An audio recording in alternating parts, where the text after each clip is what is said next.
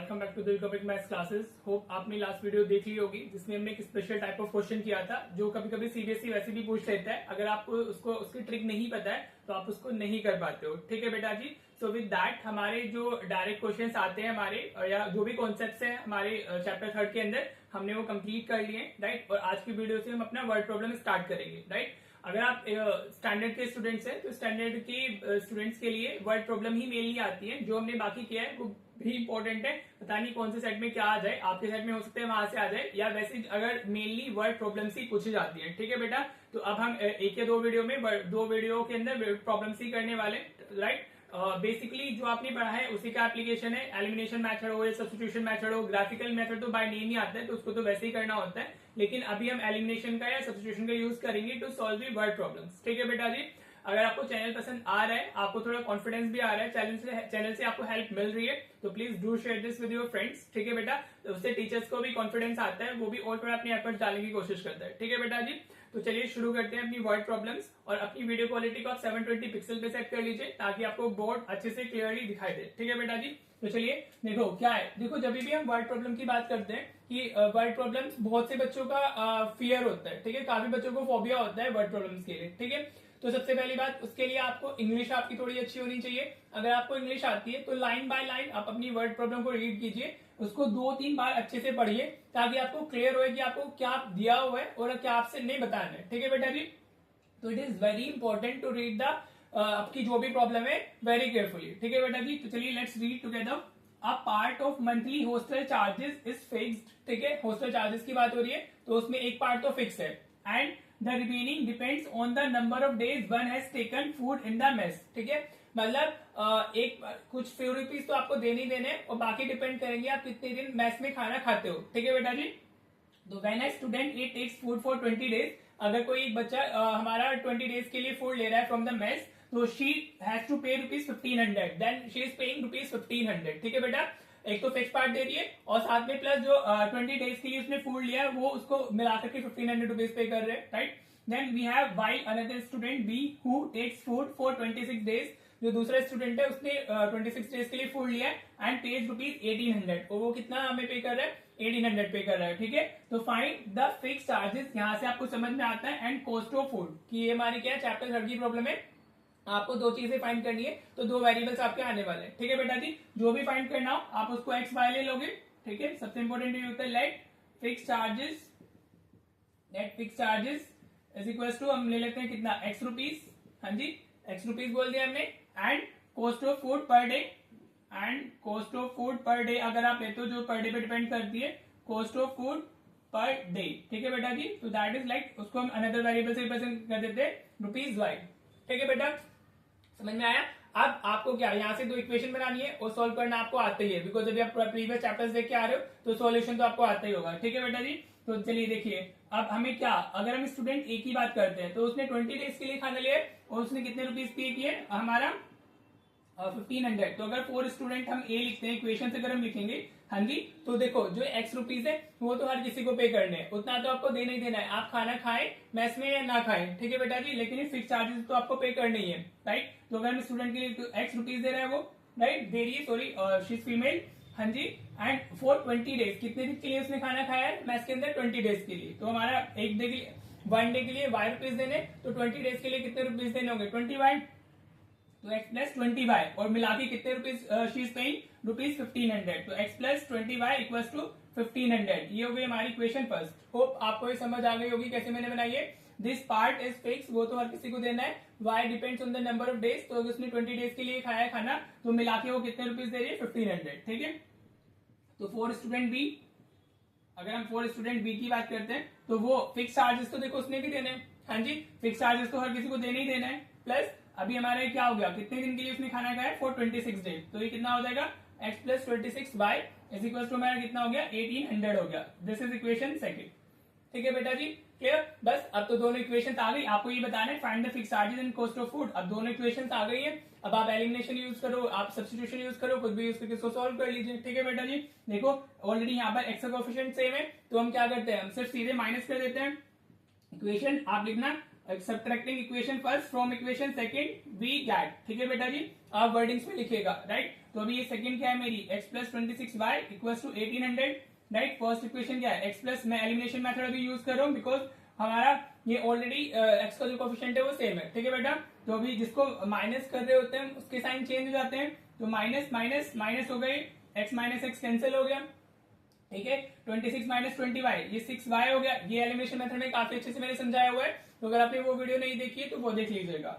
1800 minus 1500, ये 300 हो गया, हाँ जी बेटा। तो y की वैल्यू कितनी आ गई हमारी, 300 अपॉन 6, तो y कितना आ गया हमारा, 50 आ गया, ठीक है। अब आप इसको किसी में भी पुट कर दो, आप ऐसे लिख सकते हो, putting value of y in equation first we get, ठीक है बेटा जी। अगर आप x की जो y की वैल्यू हमारी 50 आई है उसमें आप इसको उसमें फर्स्ट इक्वेशन में डालते हो तो आपको कितना मिलेगा, ये मिलेगा मैं x प्लस 20 इंटू 50, क्या मिलेगा 20 इंटू 50 इज इक्वल टू 1500, ठीक है बेटा जी। तो x प्लस ये कितना होगा 1000 होगा इज इक्वल टू 1500, हाँ जी। अभी 1000 उधर शिफ्ट होगा तो x की वैल्यू कितनी आ जाएगी, 500 आ जाएगी, ठीक है बेटा। आपके एक्स वाई आ गए, लेकिन जो आप फाइनल आंसर लिखोगे, आप फाइनल आंसर इस तरीके से लिखिएगा, मतलब जो पूछा जाता है उसको बॉक्स में लिख देना। तो फिक्स चार्जेस हमारे कितने हो जाएंगे, फिक्स चार्जेस हो गए हमारे कितने, एक्स की वैल्यू, फिक्स चार्जेस हमारे एक्स है ना, एक्स की वैल्यू कितनी है, ये ₹500, मतलब 500 रुपीज तो आपने पे करने ही करने हैं, ठीक है। और कॉस्ट ऑफ फूड हमारी पर डे, हाँ जी, वो हमें क्वेश्चन में कितना आ गया, दैट इज हमारा y की वैल्यू, कॉस्ट ऑफ फूड अपने y लिया था ना, तो y हमारा कितना है 50 आया है, तो ये कितनी आ गई हमारी, cost of food per day is ₹50, ठीक है बेटा जी। इस तरीके से आप अपना आंसर बॉक्स में बंद करके दे देना। फाइनली आंसर हमेशा ऐसे वर्डिंग में देना होता है, ठीक है, जो भी पूछा होता है उसको वर्डिंग में दे सकते हैं, ठीक है बेटा। होप आपको अच्छे से क्लियर हो गया होगा। तरीका वही है, क्वेश्चन को अच्छे से रीड करें और फिर अपना वेरिएबल्स लेट करने and then accordingly equations form करनी है, फिर सोल्यूशन आप कोई सा भी मेथड लगा के कर सकते हो, ठीक है बेटा जी। होप आपको अच्छे से क्लियर हो गया होगा। चलिए अब नेक्स्ट वर्ड प्रॉब्लम देखते हैं। देखो बेटा, एक क्वेश्चन और लिया मैंने, मैं जो ये सारे क्वेश्चंस करा रहा हूँ आपको सीबीएसई के पूछे हुए क्वेश्चंस है, दीज ऑल आर PYQs, ठीक है। तो आपको थोड़ा ये भी लगना चाहिए कि इनकी वेटेज है, हाँ जी, और कोई भी क्वेश्चन इजी या टफ नहीं होता है, ठीक है बेटा। चलो देखो, लेट्स रीड द क्वेश्चन, हाँ जी। सबसे पहले क्वेश्चन को आपको क्या करना है, अच्छे से पढ़ना है, ठीक है। देखो, वर्ड प्रॉब्लम अगेन सब बच्चों की प्रॉब्लम होती ही होती है, तो उसको सोल्यूशन यही है कि आप उसको अच्छे से रीड करो पहले। अगर आपने रीड कर लिया और आपकी इंग्लिश थोड़ी ठीक है तो आपको अच्छे से समझ में आ जाएगा कि फिर वो कैसे करना है अपने, राइट। चलिए देखते हैं। Rihanna went to a bank to withdraw ₹2000, उसने कितने रुपीज निकालने हैं, 2000 रुपीज निकालने हैं। She asked the cashier to give her ₹50 and ₹100 notes only, उसने कैशियर को क्या बोला है कि उसको सिर्फ ₹50 के नोट चाहिए या फिर 100 के नोट चाहिए, ठीक है बेटा। रेहाना गोट 25 नोट्स इन ऑल, उसको मिला के जितने 50 के और जितने 100 के मिला के उससे कितने मिले, 25 नोट्स मिले, ठीक है। तो how many notes of ₹50 and ₹100 did she receive, ठीक है बेटा जी। इजी, जो पूछा जाता है उसको ही फाइंड, जो फाइंड के आगे लिखा होता है भाई हम एक्स और वाई ले लेते हैं। लाइक हम क्या करेंगे, नंबर ऑफ, आप पूरा NUMBR लिखिएगा, नंबर ऑफ ₹50 नोट्स हमने कितने ले लिए, रुपीज नोट 50, सपोज उसको एक्स नोट्स मिले 50 रुपीज के, हाँ जी। एंड नंबर ऑफ हमारा 100 नोट्स उसको मिल गए, हम उसको लेट कर लेते हैं Y, number of 100 rupees notes उसको कितने मिले, वाई मिले, ठीक है बेटा जी, हाँ जी। समझ आ रहा है, यहाँ तक होप आपको अच्छे से क्लियर हो गया होगा। 50 रुपीज नोट हमने ले लिया, एक्स मिले उसको, और 100 रुपीज नोट हमने ले लिया, वाई मिले, ठीक है। अब अगर हम देखते हैं तो उसको टोटल नोट्स कितने मिले हैं, टोटल नंबर ऑफ नोट्स कितने दिए हुए हमें, टोटल नंबर ऑफ नोट्स उसको मिला के 25 मिले थे, हाँ जी बेटा जी, ठीक है। अभी यहाँ से टोटल नंबर ऑफ नोट्स का मतलब क्या है, एक्स और वाई, तो आप क्या करोगे इसको, X plus Y is equal to what 25, तो ये क्या हो गई हमारी इक्वेशन फर्स्ट हो गई, हाँ जी। होप आपको यहाँ तक अच्छे से क्लियर हो रहा होगा। अभी मैंने क्वेश्चन किया है, 50 रुपीज की नोट्स को एक्स लिया था, 100 रुपीज के नोट्स को वाई लिया था, और हमारे टोटल नंबर ऑफ नोट्स 25 है, तो एक्स प्लस वाई मिला के कितना हो गया हमारा 25 हो गया, ठीक है बेटा जी। होप यहाँ तक अच्छे से क्लियर होगा आपको। अब आपको देखो, उसने उसको टोटल रुपीज कितने निकालने थे, 2000 रुपीज निकालने, हाँ जी। तो उसका जो अमाउंट है, टोटल अमाउंट वो कितना है हमारा, जो उसने विड्रॉ करने, total amount is equal to हमारा 2000 रुपीज उसने विड्रॉ करने, राइट बेटा जी। अब उसको देखो, इसको ऐसे समझो, अगर मैं बोलूं आपके पास में 50 रुपीज के 4 नोट्स हैं और आपके 100 रुपीज के आपके पास में कितने 2 नोट्स हैं, तो आपके पास में टोटल अमाउंट कितना आएगा, हाँ जी, कितना आएगा। आप नंबर को 50 से आपको मिला के कितने अमाउंट मिल रहा है, 200 मिल रहा है, 50 इंटू 4 200 हो गया, और 100 को मिला के कितना बन रहा है, 200 मिल रहा है, तो टोटल आपके पास कितना आ गया, 400 का अमाउंट आ जाता है, ठीक है। तो जब आप अमाउंट की बात करते हो तो हम जो नोट की वैल्यू होती है उसके नंबर से मल्टीप्लाई करके हमें अमाउंट मिलता है, समझ आ रहा है। नंबर ऑफ नोट्स इनटू उसका वर्थ या उसका वैल्यू जो भी है। ठीक है बेटा जी, तो हम देखें हमारे पास में 50 रुपीज के नोट कितने हैं, हमारे 50 के हमारे पास में एक्स नोट्स है तो वो 50 से मल्टीप्लाई हो जाएगा, प्लस 100 के हमारे पास में वाई नोट है तो 100 इंटू वाई हम लिख देंगे और मिला के हमारा क्या आ रहा है 2000 आ रहा है। ये समझ में आया, number of notes multiply by उसकी वैल्यू, एक्स हमारे 50 हमारे पास में एक्स है, 100 हमारे पास में वाई है, तो हमें मिला के कितना उसकी वैल्यू आ जाएगी, अमाउंट आ जाएगा। ठीक है बेटा जी, अब यहाँ से आप 50 कॉमन ले सकते हो तो एक्स प्लस 2 वाई हो जाएगा इज इक्वल टू 2000। हाँ जी, छोटा कर लेते इक्वेशन को, अभी 50 को तो शिफ्ट करो तो x plus 2y equal to कितना आ जाएगा 2000 डिवाइडेड बाय 50 आ गया। ठीक है बेटा जी, तो x प्लस 2y हमें कितना मिलेगा, अगर आप इसको डिवाइड करते हो तो you will get 40, x plus 2y कितना मिल गया हमें 40 मिल गया। This is equation second. ठीक है, जितना सिंप्लीफाई हो सकती है इक्वेशन पहले उसको उतना छोटा करके सिंप्लीफाई कर लो। ठीक है बेटा जी, बस अब आपकी फर्स्ट इक्वेशन फर्स्ट है, सेकंड है, अब आपको क्या करना है सॉल्व करना है। वापस इसमें तो इजीली एलिमिनेशन लग सकता है, तो आप इक्वेशन सेकंड जैसे भी लास्ट क्वेश्चन में किया था माइनस इक्वेशन 1 आप वर्ड्स में लिखेंगे, subtracting equation first from second. तो बस अब सब्ट्रैक्ट करने का तरीका क्या होता है, पहले जिससे सब्ट्रैक्ट कर रहे हैं वो लिख लो, माइनस जिसको सब्ट्रैक्ट करना है वो लिख लेते हैं हम लोग 25।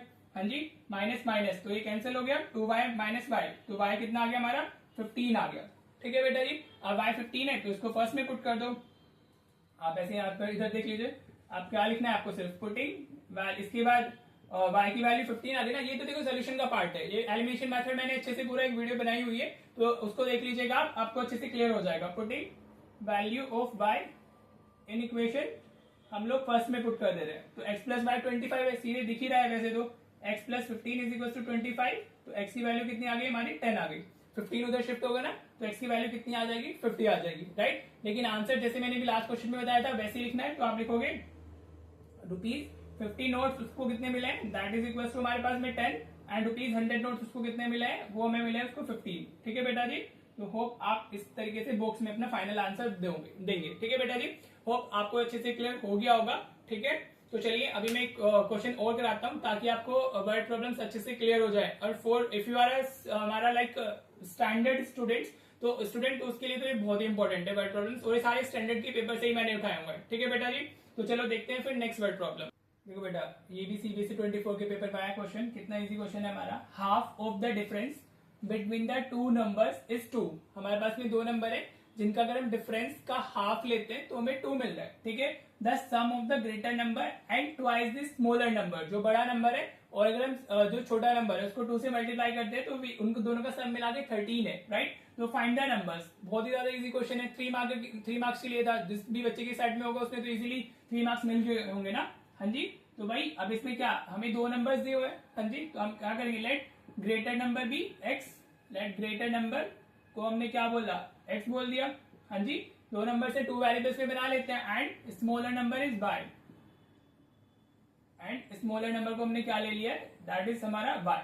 ठीक है बेटा जी, क्लियर। अब तो कुछ है ही नहीं इसमें, राइट। अब आप क्या लिखोगे, अकॉर्डिंग टू क्वेश्चन 82 लिखते हैं हम लोग, difference between the two numbers. Difference क्या होता है, बड़ा मतलब larger number minus smaller number, तो difference between the two numbers क्या होगा, x माइनस वाई होगा। ठीक है, अब हम उसको क्या ले रहे हैं, half of the difference, half का मतलब उसको 2 से डिवाइड करना है। हाँ जी, ये क्या है, जो 2 नंबर्स है उनका डिफरेंस उसका हाफ, तो x minus Y divide by 2 is the half of the difference of 2 numbers is 2 दिया हुआ है। ठीक है बेटा जी, आप इस 2 को उधर शिफ्ट कर लो, तो x माइनस वाई कितना हो जाएगा हमारा 2 into 2 हो जाएगा, तो x minus Y is equal to what 4 आ गया। Suppose let this is first equation. ठीक है बेटा जी, एक इक्वेशन मिल गई है, अभी हमें एक और चाहिए होगी क्योंकि 2 वेरिएबल्स है तो 2 इक्वेशन होना जरूरी होता है, राइट।